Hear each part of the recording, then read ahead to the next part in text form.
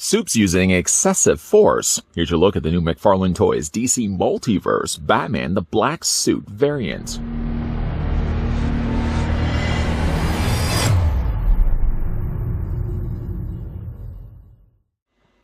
For much of his early life, the Justice Lord's background matched that of his Justice League counterpart. That was until President Lex Luthor, after he was confronted and killed forever changing Superman who prior did not kill his enemies. The Justice Lords went about posing their brand of harsh justice on the Earth.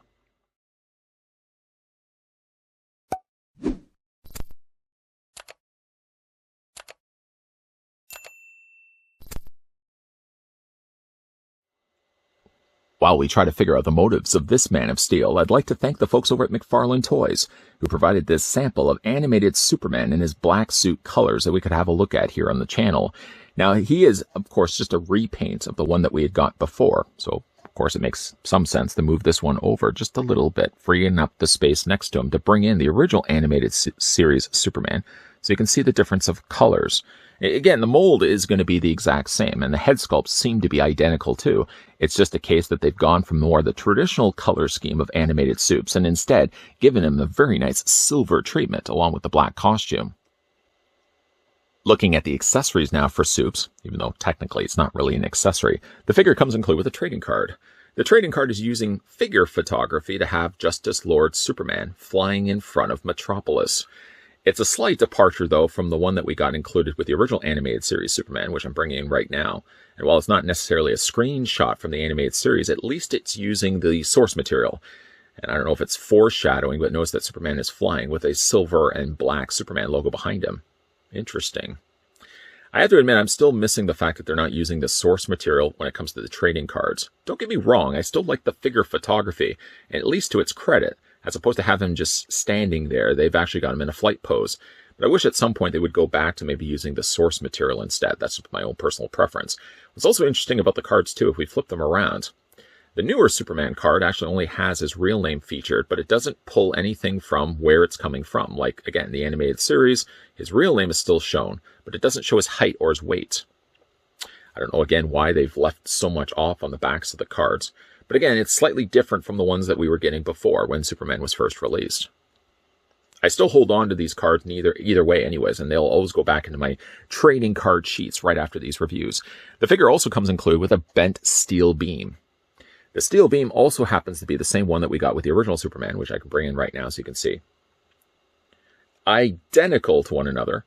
If anything, I could probably say that the original Superman seems like his steel beam seems slightly more silver.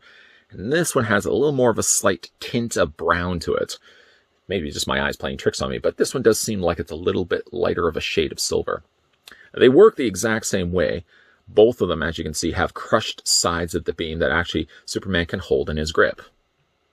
To hold those in his grip, I guess that would be a good segue. I guess before we do that, the figure also comes included with a display stand.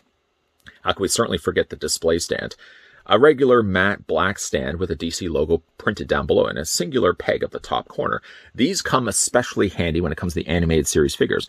You can see because of the design of the characters in the show, they have more spindly looking legs and bigger, broader torsos.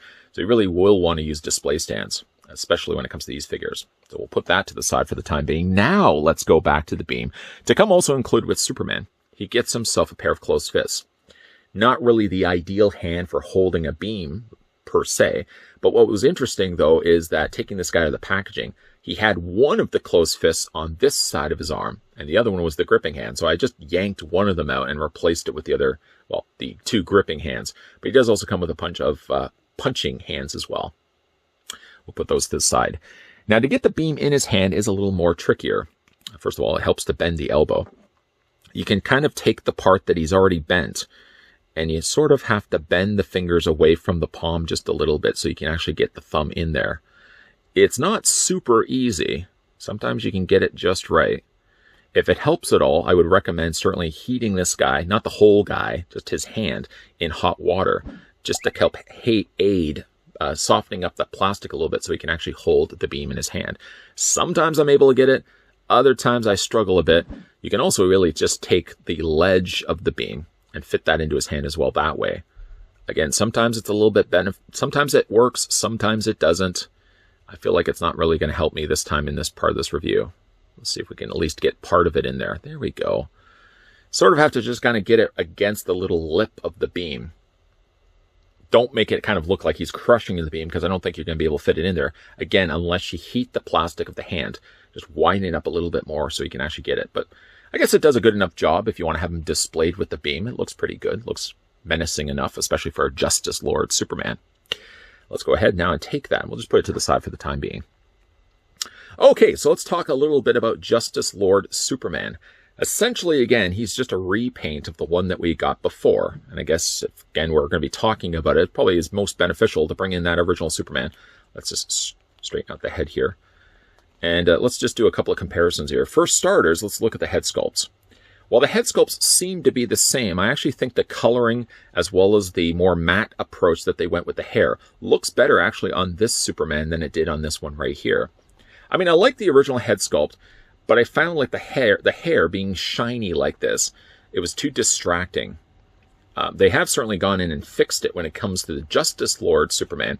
I like the matte black. I think it works so much better. Even actually the coloring of the skin, being that it doesn't have any sheen to it. You can see right there. I think it works, again, a lot better than that original release. The bodies are essentially the same, though, other than the fact that they just colored it differently.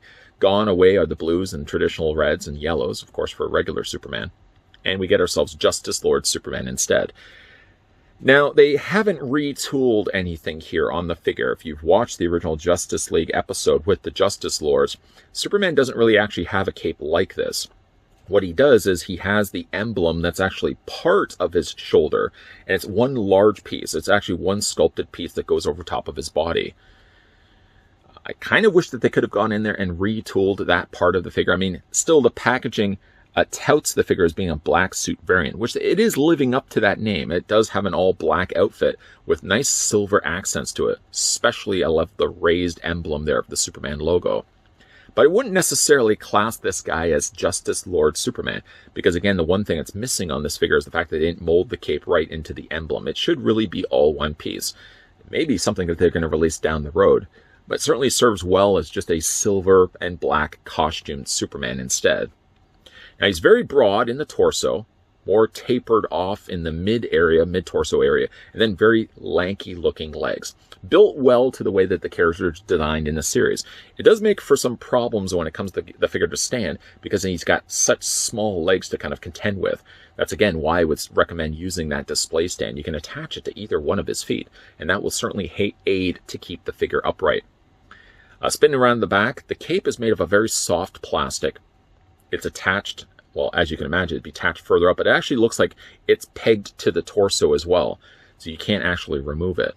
To bring, again, that other Superman in so we could see. The capes are identical to one another, but I have to say the silver works really well with the character.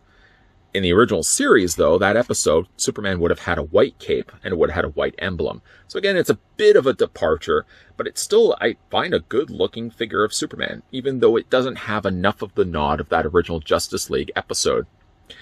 For the figure's articulation, let's go ahead and have a look at that right now. The head rotates back and forth. Technically, it can rotate all the way around.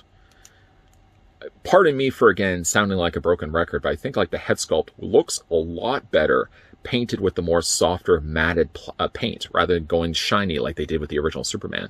Especially like the hair. I did notice, though, there's a little like line right here. You probably can see it right there, where the front half of Superman's face seems to be a separate piece than the rest of the head. But it only seems more jarring on the one side. I don't notice it as much on the other side. Good head sculpt, though. Let's go back now to the articulation. I got sidetracked there. The head does go down. It does go up. And you can also rock it back and forth as well. When it comes to his torso, his arms come out just shy of a 90 degrees. Just a little bit less than that. Of course, you can also rotate the arms all the way around. Even though he has a very broad-looking cape, it does a good enough job, and also being that they're using softer plastic, it gets out of the way of things. Now, these animated figures seem to have this socket joint a little bit bigger than the other DC Multiverse lines that we're looking at. Because of that, it does make his torso seem a little bit bigger and broader. But again, for a character like Superman, it works and makes perfect sense. So the socket joint on the inside, essentially what it is there's a little socket right there. It's an extra cup piece that they put inside the torso. It allows the arms to really come in a little bit more, and also allows the arms to come out a lot more. You can see it a lot more when I bring those arms out like that. The figure does also have a elbow bend, and also as well, he has a bicep swivel. Let's not forget the bicep swivel, but he does have a single bend in the elbow, and the hands rotate all the way around. Well, of course, whatever hands you decide to display the figure with. The figure also has an upper torso ball joint, as well as a lower torso ball joint that's actually hidden underneath his belt.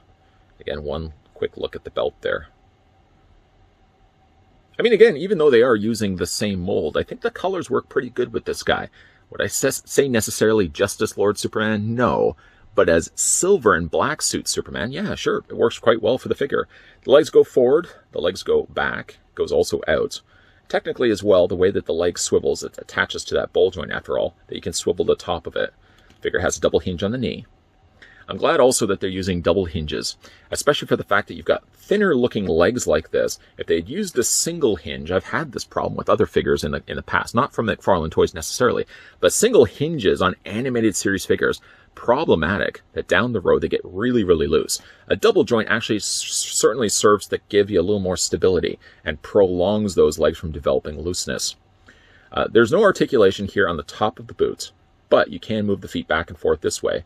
You can rock them back and forth this way, and the figure does also have toe articulation too.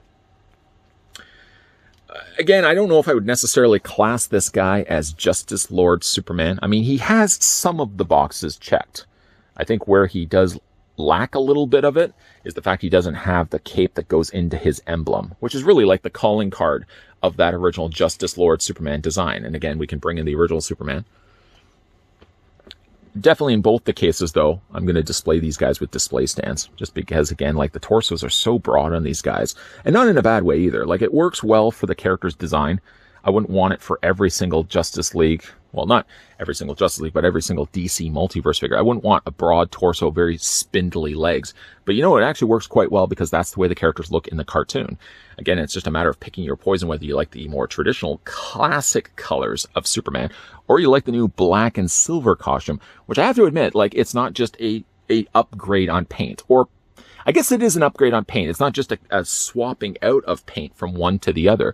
I feel like they actually have made improvements on the paint that they use for the head and the hair, and it results in actually the head sculpt, even though it looks to be identical, coming across a little bit better than the original release that we got before. Justice Lord Superman, maybe not. Black suit variant, though, Superman works really well as a figure.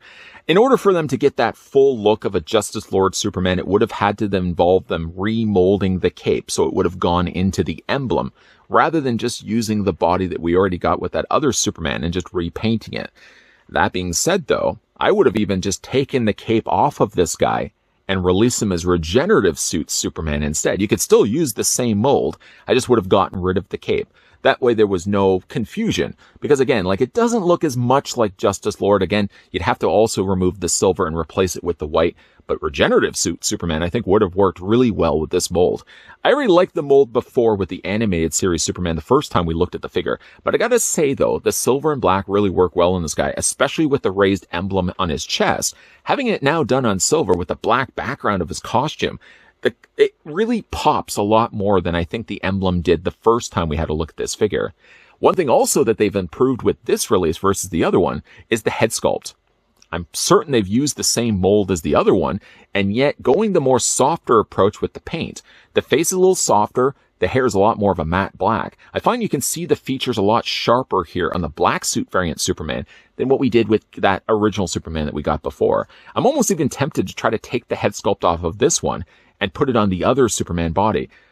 But I don't know if I want to do that because I really like the look of this Superman as well. And then here in final looks, I've got him displayed with the steel beam on his shoulder. That's totally something I think that Justice Lord or black suit variant Superman certainly would have done. A big thank you, though, to the folks over at McFarlane Toys that provide the sample of the black suit variant Superman that we could have a look at in this review. What do you guys think of the figure? Let me know down below in the comments section. And if you guys are new to this channel, you're enjoying I hope you're enjoying the content you've been seeing as of late, but if you're new here, make sure you hit that subscribe button down below. Turn the bell notification on and make sure you're coming back, because we will be looking at, oh yes, we will. We'll be looking at more DC Multiverse reviews coming up your way. So make sure you keep your peepers peeled to this channel. As always, guys, thanks for watching. See you guys next time.